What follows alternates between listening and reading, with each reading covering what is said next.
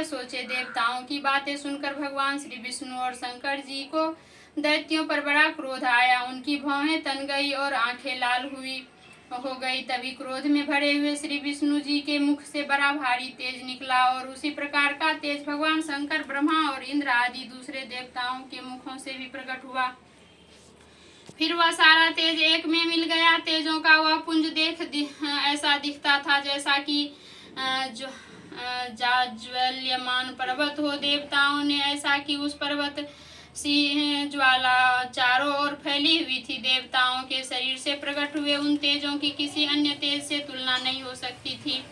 एक स्थान पर इकट्ठा होने पर वह तेज पुंज एक देवी के रूप में परिवर्तित हो गया और अपने प्रकाश से तीनों लोकों में व्याप्त जान पड़ा। जो भगवान शंकर का तेज था उससे देवी का मुख प्रकट हुआ। यमराज के तेज से उसके शरीर के बाल बने। भगवान श्री विष्णु के तेज से उसकी भुजाएं बनी। चंद्रमा के तेज से दोनों स्तन और इंद्र के तेज से कटी कमर भाग, वरुण के तेज से जंघा और पिंडली तथा पृथ्वी के तेज से नितंब भाग बना। ब्रह्मा के तेज से दोनों चरणों और सूर्य के तेज से उनकी अंगुलियां पैदा हुई। वस्तुओं के तेज से हाथों की उंगलियां एवं कुबेर के तेज से नासिका बनी। प्रजापति के तेज से उसके दांत और अग्नि के तेज से उसके नेत्र 3 नेत्र बने।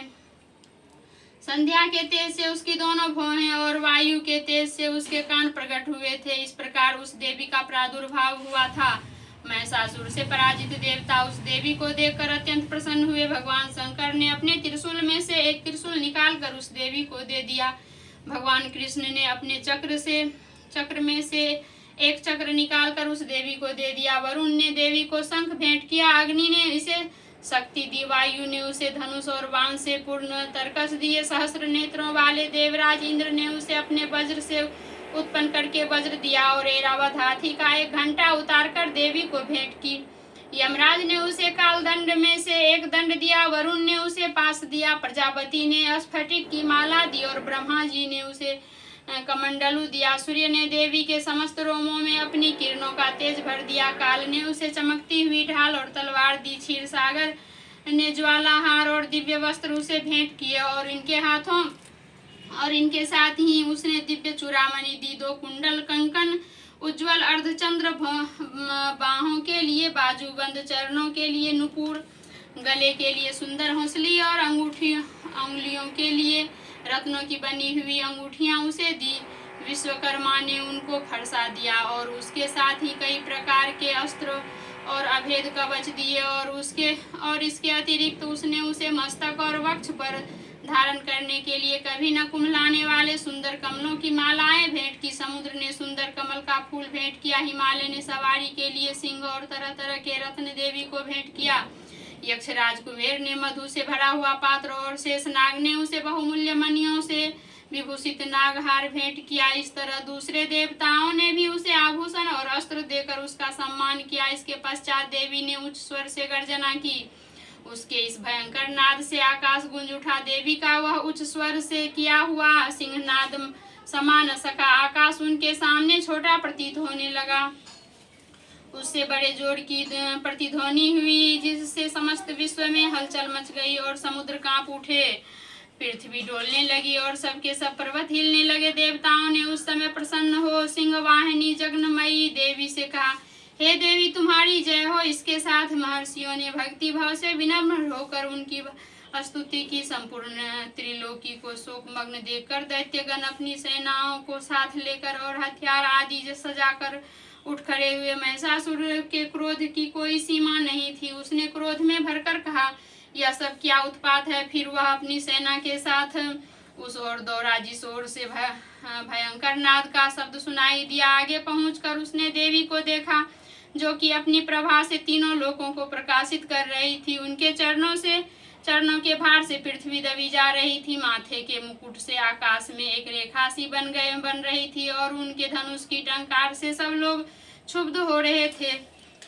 देवी अपनी सहस्रों भुजाओं को संपूर्ण दिशाओं में फैलाए खड़ी थी। इसके पश्चात उनका दैत्यों के साथ युद्ध छिड़ गया और कई प्रकार के अस्त्र शस्त्रों से सब दिशाएं उद्भासित होने लगी। महिषासुर की सेना का सेनापति चिक्षुर नामक एक महान असुर था। वह आगे बढ़कर देवी के साथ युद्ध करने लगा। दूसरे दैत्यों की चतुरंगिनी सेना साथ लेकर चामर भी लड़ने लगा और 60,000 महारथियों को साथ लेकर उदग्र नामक महादैत्य आकर युद्ध करने लगा। महामनु नामक असुर 1 करोड़ रथियों को साथ लेकर, असीलोमा नामक असुर 5 करोड़ सैनिकों को साथ लेकर युद्ध करने लगा। वासकल नामक असुर 60 लाख असुरों के साथ युद्ध में आ डटा। बिडाल नामक असुर 1 करोड़ रथियों सहित लड़ने को तैयार था। इन सब के अतिरिक्त और भी हजारों असुर हाथी और घोड़े साथ लेकर लड़ने लगे और इन सब के पश्चात महिषासुर करोड़ों रथों, हाथियों और घोड़ों सहित वहां आकर देवी के साथ लड़ने लगा। सभी असुर तोमर, भिंदी, पाल, शक्ति, मुसल, खड्ग, फरसा, पटिटस के साथ रणभूमि में देवी के साथ युद्ध करने लगे। कोई शक्तियां फेंकने लगे, कोई अन्य शास्त्र आदि। इसके पश्चात सबके सब दैत्य अपनी अपनी तलवारें हाथों में लेकर देवी की ओर दौड़े और उन्हें मार डालने का उद्योग करने लगे।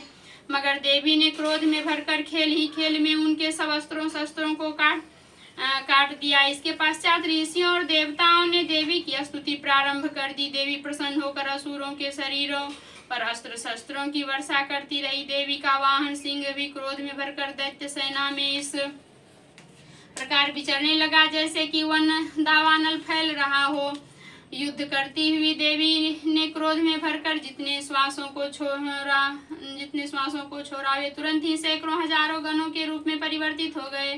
वे फरसे, भिंडीपाल, खड्ग तथा पटिटस इत्यादि अस्त्रों के साथ दैत्यों से युद्ध करने लगे। देवी की शक्ति से बढ़े हुए वह गण्य दैत्यों का नाश करते हुए ढोल, शंख व मृदंग आदि बजा रहे थे। तदंतर देवी ने त्रिशूल, गदा, शक्ति, खड्ग इत्यादि से सहस्रों असुरों को मार डाला।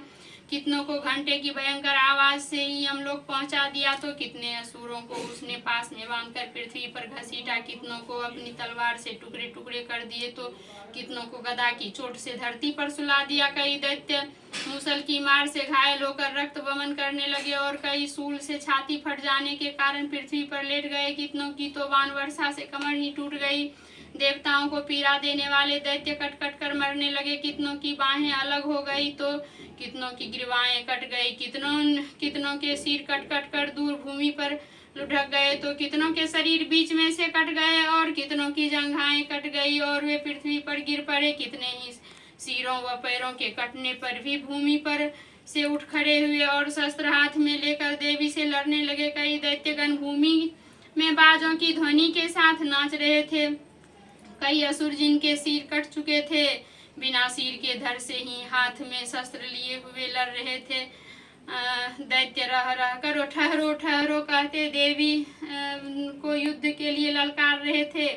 जहाँ पर यह घोर संग्राम हुआ था वहाँ की भूमि रथ, हाथी, घोड़े और असुरों की लाशों से पट गई थी।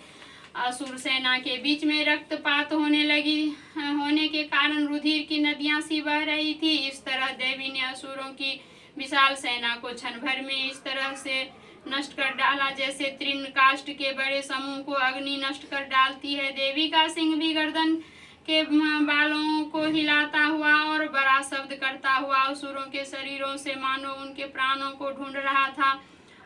वहां देवी के गणों ने जब दैत्यों के साथ युद्ध किया तो देवताओं ने प्रसन्न होकर आकाश से उन पर पुष्प की वर्षा की। दूसरा अध्याय समाप्त। जय मां।